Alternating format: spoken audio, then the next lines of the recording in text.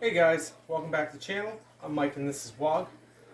Guys, yesterday we did a video on our improved wet weather kit. I spoke about my Gore-Tex set a couple different times. If you guys have seen any of my videos, you probably see me in my Gore-Tex kit. Again guys, my Gore-Tex parka here.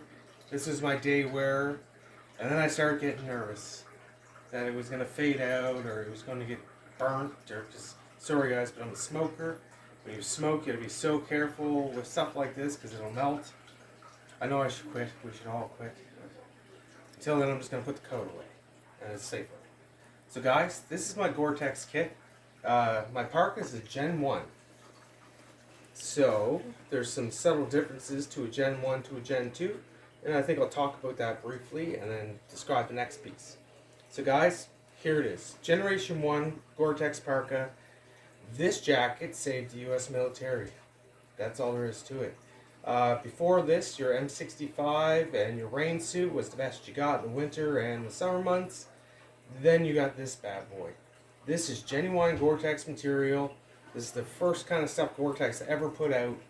And again, mine's a Gen 1, guys, so it has a nylon liner in it. Gen 2 does not have a liner in it. And the hood is totally different. And the storm flap's a little bit different. So what I want to show you right quick here, again guys, you get your Cobra style hood, so this fits over top of your helmet, but this one has this setup in it. You see this, guys? You get a button, you get some Velcro, you get a button, you get some Velcro. Well guys, I'll show you what that's for. That's for this.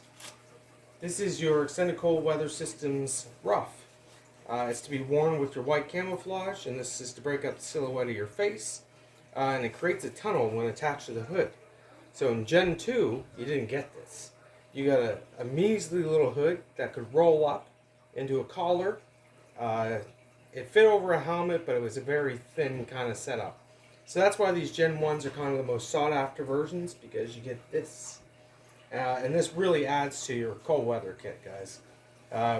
This tunnel, when you have it on your face, it's like 9 inches away from your face at the end, so really that's a lot of protection from the cold.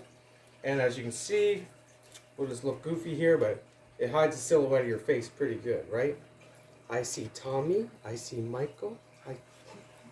Sorry guys, it just put me in a spot there. So okay, let's get back to the coat for a second. Set the rough to the side. So here it is, guys. Lay it out here. Again, Cobra style hood, this can be folded in as such, just to create a normal hood when you're wearing it down. But I think they look badass with this. It's really quite sick, right? And again, you have your rough collar on here. When you wear your coat, you don't notice that it has this setup on it. And again, guys, only Gen 1 has that. The other change was to the storm flap system on the Gen 2. And I really didn't like that setup. Guys, I always wanted one of these, and I bought this one in brand new condition. It cost a fucking fortune, okay? That's all there is to it. But when you want things, you gotta pay for them, I guess. Mine came in a bag, sat for 30 years, and then this guy opened it. Oh yeah. So guys, I'll go over some of the inside features, then some of the outside features, and then we'll make our way to the pants, okay? So again, guys, you get a number 10 YKK zipper. It's a double pull too, so it opens from the top and the bottom, which is pretty sick. So when you gotta pee, or if you are trying to get some mobility in your lower extremities, you just give it a little zip up, keep the button across, and away you go, right? Gives you a little more lift, but when you need the protection, you just zip it all the way down, pin it all the way up. You have a spot here for your rank. I can never remember what these are called. It's so easy, it's like a single word. I can't do it. So again, the YKK zippers, thought you guys might want to see this. This is NSN, and yes, as you can see, she's in wonderful shape. And the guys, I've had this coat for 5 years, about 5 years, right? Yeah. And like I say, it was my day wearer for years. So as soon as the weather changed even the littlest bit, it was an excuse to put the cami back on, right? But again, guys, I had to put it away because I needed it in my collection. I don't need it to get ruined as a day wear. And honestly, now the pants I have, you're going to see those in a moment. they are Gen 2 pants, and the coloration was slightly different at first. But now they're completely matching, which is just a thing of beauty. And again, you can see me in this kit if you check out my Pulk Sled video there. You can see how cozy it is. It's just a very comfortable kit. So back to it. Inside of our coat, guys, you get this little flap here. This is to help transfer air, but I wanted to see if I could show you some Gore-Tex tape. There it is. Genuine Gore seams. See that? And of course they're all mint, right? So that's what makes this thing work so well. Again, guys, this has a nylon liner in it. If you've got the Gen 2, you pretty much just got this material against your skin, and it typically made people sweat very badly. So the Gen 2s were kind of like not loved. But when you see your UCP pattern ones, when you see your even tricolor desert ones, they're all Gen 2 models. Because they made Woodland and Gen 1, and that's it. There was nothing else. So another cool feature about having the nylon liner is this belt here on it. So this is a storm flap, more or less. And when you put your coat on, you're able to button it here and here and draw the drawstrings at the top and at the bottom. And this allows you to seal it in there so no air can get up inside your coat, right? Because normally under this you're going to be wearing your level 3 polar fleece by Polartec. And that is kind of a short fitter. And when you put this onto it, it seals you all in nice and tight. So that's pretty much the benefits of the inside of the coat. That's all there really is to talk about. Again, guys, Gen 1 has a liner, anything else doesn't, and that's how you know the difference. Guys, these are very sought after. Occasionally you'll see them on Marketplace and stuff, guys, but for a used one with holes in it and stuff, you're looking at like $300 now. So that's just to give you an idea of what you're looking at here. This is not just a little coat. This is a thing of beauty. They're masterpieces. They saved the U.S. military from guys getting cold and stuff, okay? So we went over the collar. And again, guys, this comes way up to about here when you zip it all the way up, which is perfect, right? In the sleeves, you have your pit zips, like in our improved wet weather kit. So again, guys, they followed through with that and realized that worked wonderfully. So it has a pit zip. It has Velcro cuffs, which are really quite adjustable. You never have a problem. And on your left arm, you get in the min pocket. And inside of that, it's pretty much just a blank, but it does have pen spots. So you can put pens in there and write in the rain, and that's what sits in this one most of the time. So that's pretty cool, right? I think it is. Gives it a little style too, I can't lie. Just the one sleeve with that on it. So guys, this side's pretty much the same without the pocket, the pit zips. I do want to talk about how reinforced they are though. See this? You get an extra thick layer here under your forearm where it should be. So for hitting the ground, firing a rifle and stuff, they really want these to last. Again, guys, they're expensive. They were expensive for them, and they really want these suckers to last. So they built them at high quality. That's all there is to it. Every zipper on it has a huge thing on here, and this is so you can grab it with your ECWCS mittens on. So you can stay all layered up and just, no problem. So that's pretty cool, I think, too. It kind of adds to it, in my opinion. So coming down the line, guys, we're here at the pockets. Now, the difference, and again, guys, this looks very similar to the coat I showed you yesterday, the improved wet weather kit, but this is a totally different demon. This is Gore-Tex, that's Simtex. Gore-Tex is a membrane material. In other words, it has a bunch of little holes through it, different layers, and this allows moisture to evaporate this way. Simtex is little veins that run through the material and allow you to transfer moisture that way. So again, Simtex works really well in warm weather environments. In cold weather environments, it's known for freezing. This doesn't. So I've had this out on some tours on the dikes, guys, and by the time I was done, about 4 or 5 hours in, I had an ice shell on me.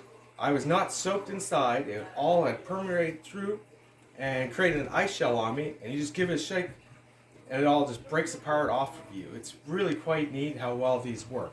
And lots of us have Gore-Tex coats and understand what I'm talking about, right? So this one has actual pockets, and it's not designed to be worn with your BDUs. Guys, you don't wear cotton mixture BDUs underneath of your Gore-Tex. It'll get soaked and hold moisture, whereas you're supposed to be using a system to wick it away and bring it out to the hard shell. And again, guys, that's what you call your outer layer here. This is your hard shell, right? So it has beautiful pockets. And again, I like how they don't have zippers. They have the Velcro with a snap. Works really well. And they go all the way down to the bottom rim there. So they're not the hugest pockets. You're not really going to be putting your gloves and stuff in there or anything like that. That's what this is for. So you didn't see this before when I was showing you the zipper. There's a giant pocket here. You see that, guys? And this goes all the way down to the top of that pocket and all the way up through. So that's a giant pocket to put some mittens into, right? Or whatever you like. It could be a map pocket, anything like that. So I always like that little hidden away pocket there. So yes, we've gone over the pockets. Again, you can see that they're on an angle and they're completely different than the wet weather suit you've seen yesterday, where it had pass-through pockets to get into these parts here. These pockets are located like this. So that's kind of cool. That's a major difference you can tell right away. Guys, the sheer weight of this in comparison to that, there's quite a difference. In the wet weather kit, it's shaped longer. And this is like a nice clean cut. This is so you can wear a battle belt or have your harness system on and still get to everything, right? So we'll go ahead and look at the back right quick. There's not much to talk about back there. It is just a giant sheet of the beautiful Gore-Tex material. And as you can see, this is a plenty large hood. There it is.